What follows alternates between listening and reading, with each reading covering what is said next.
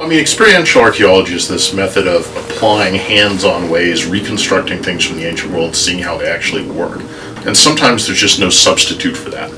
You can read about things in books, you can study ancient texts, but there's certain things you learn only when you actually physically do something, or get an object, or interact with an object.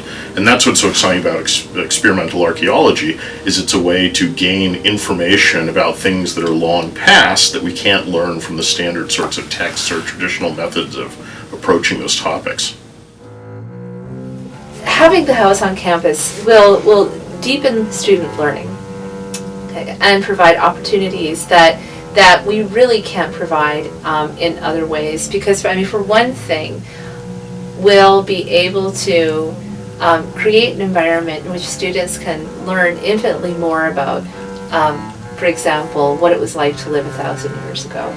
That we'll be able to have Old Norse classes in the building, we'll be able to have discussions about how the building was constructed, also blacksmithing around the building, just all kinds of things. And it'll just be a place where really students will be able to experiment and make in a way that they simply cannot do in a traditional classroom experience.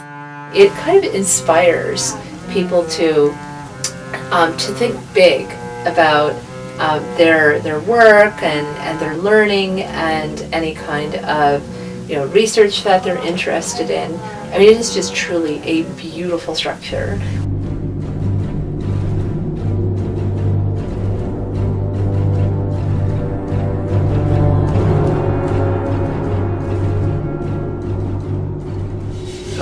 When people leave the Longhouse, they'll know, their other classmates are going to know they were somewhere, because you're going to smell different. You're going to look different after being there. And that is going to be fundamentally different than other classes. I mean, it's just the nature of it. Being there changes you. Well, it's always good to be the only one doing something.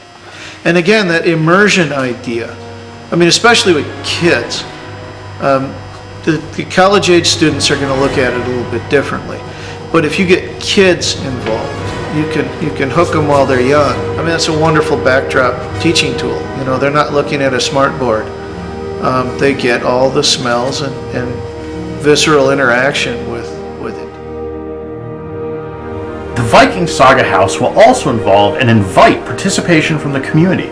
It could be a resource for local school children, reenactors, Scandinavian heritage groups, and really anybody with an interest in medieval or Viking history. At most universities, students just do their work in the library, but you learn much better when you do something hands-on rather than just study it in an abstract way. Here at UWGB, we like to actually do things. It's an exciting opportunity, because there are no other campuses in North America that would have something like this. So it would be something absolutely special about UWGB. We're an unusual campus because of our interdisciplinary approach, and the Viking Saga House fits perfectly with that philosophy of learning.